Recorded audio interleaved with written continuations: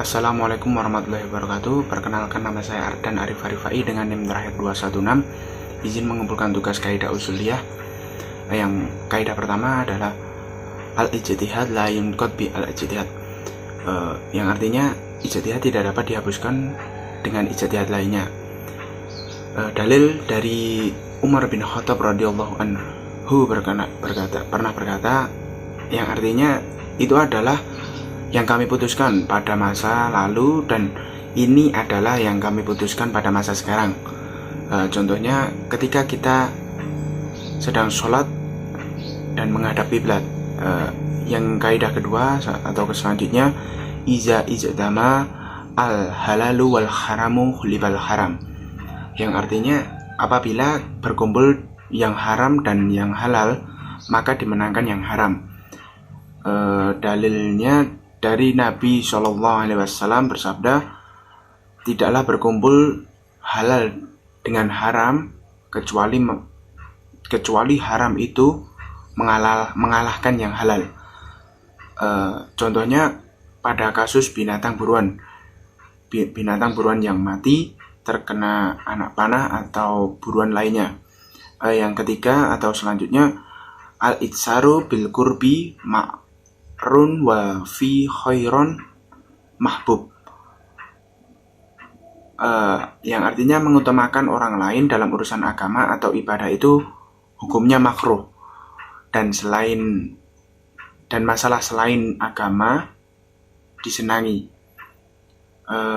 Dalilnya dari Al-Quran surat Al-Hasyr ayat 9, yang artinya mereka itu atau sahabat Ansor mengutamakan sahabat Muhajirin dan mengalahkan dirinya sendiri atau mengalahkan hatinya sahabat Ansor walaupun sebenarnya mereka memerlukan.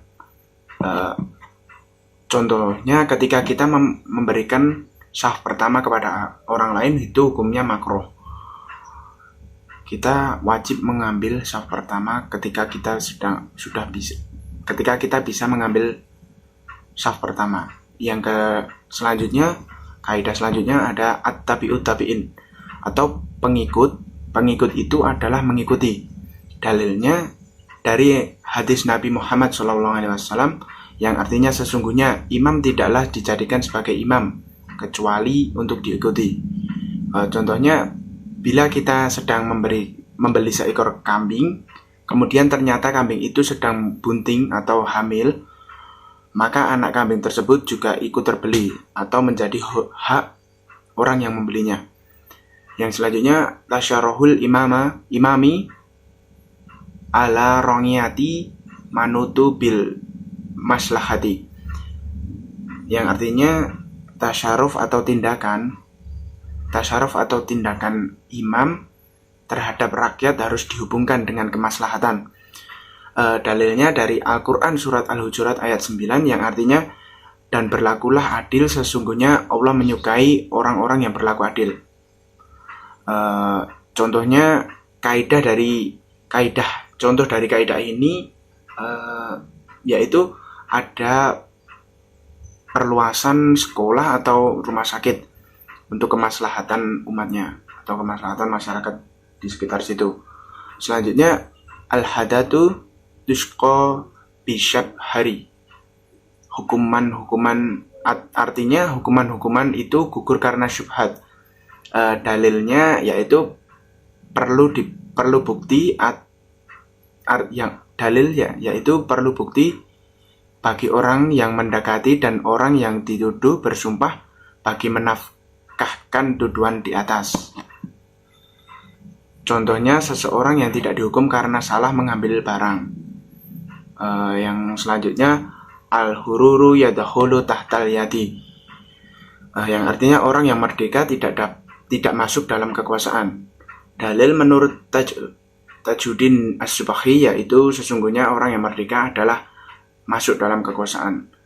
Contohnya, seandainya mengurung orang merdeka dengan memperlakukannya dengan baik, kemudian dia mati karena tertimpa tembok atau tembok yang roboh dan sebagaimana, maka dia wajib tidak wajib membayar ganti ruginya. Tetapi kalau hamba yang mati, wajib menggantinya. Kaidah selanjutnya, al-harimulahu wah mahuma harimulahu, yang artinya yang mengelilingi larangan hukumnya sama dengan yang dikelilingi. Dalilnya dari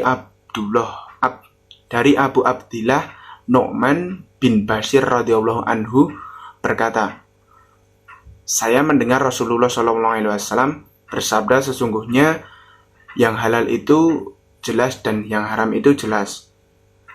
Di antara keduanya terdapat perkara-perkara syubhat yang tidak diketahui oleh banyak orang. Maka barang siapa yang tidak takut terhadap syubhat, maka mereka telah menyelamatkan agama dan kehormatannya. Barang siapa yang terjerumus dalam perkara syubhat, maka terjerumus pada perkara yang diharamkan, sebagaimana penggembala yang menggembala hewan gembalanya di sekitar ladang yang dilarang untuk memasuki, lambat laun dia akan memasukinya. Contohnya, wajib memasukkan bagian kepala yang dibatasi bagian wajah ketika membasuh wajah, karena sebagian hukum membasuh wajah adalah wajib. Maka wajib pula membasuh batasan muka walaupun sudah merupakan atau termasuk bagian kepala.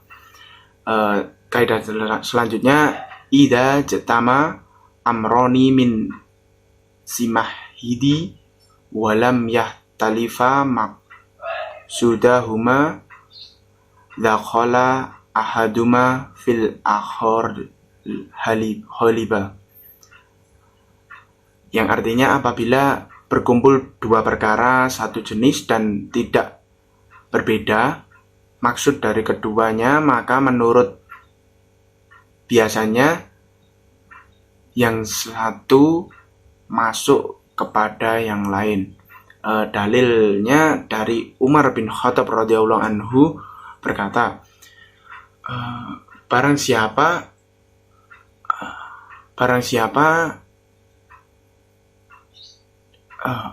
dalilnya dari Umar bin Khattab radhiyallahu anhu berkata, aku mendengar Rasulullah SAW bersabda, segala amal itu tergantung pada niat, dan setiap orang hanya mendapatkan sesuai niatnya. Barang siapa hijrahnya ke ranah dunia yang ingin diraih atau karena seseorang wanita yang akan dinikahi, maka kepada apa yang menjadi tujuannya. Contohnya, apabila orang berhadas kecil dan besar, maka bersuci dengan mandi atau mandi junub. Yang selanjutnya, innamalhu akmali aula bin ihmalihi, yang artinya mengamalkan maksud suatu kalimat lebih utama daripada menyia-nyiakannya. Yang contohnya, berwasiat kepada orang yang ditujukan kepada cucunya atau mengenai ahli waris. Yang terakhir ada al-kharaj bi al-domani, yang artinya hak mendapatkan hasil disebabkan oleh keharusan yang menanggung kerugian. Dalil dari hadis Nabi yang artinya bahwa seseorang laki-laki menjual seorang budak, maka budak itu bermukim di tempat pembeli dalam beberapa hari, kemudian si pembeli mendapatkan cacat pada budak tersebut dan melaporkan kepada Nabi Muhammad SAW, maka Nabi mengembalikan budak itu kepada laki-laki yang menjual. Maka berkatalah laki-laki itu, wahai Rasulullah, ia atau pembeli telah memperkerjakan atau mengambil manfaat terhadap budakku. Rasulullah bersabda, hak mendapatkan hasil itu disebabkan oleh keharusan menanggung kerugian. Contohnya, ketika seekor binatang dikembalikan oleh pembelinya dengan alasan cacat, si penjual tidak boleh meminta bayaran atas penggunaan binatang tersebut, karena penggunaan binatang tersebut sudah menjadi hak untuk pembelinya. Sekian, terima kasih. Itu saja dari saya. Wassalamualaikum warahmatullahi wabarakatuh.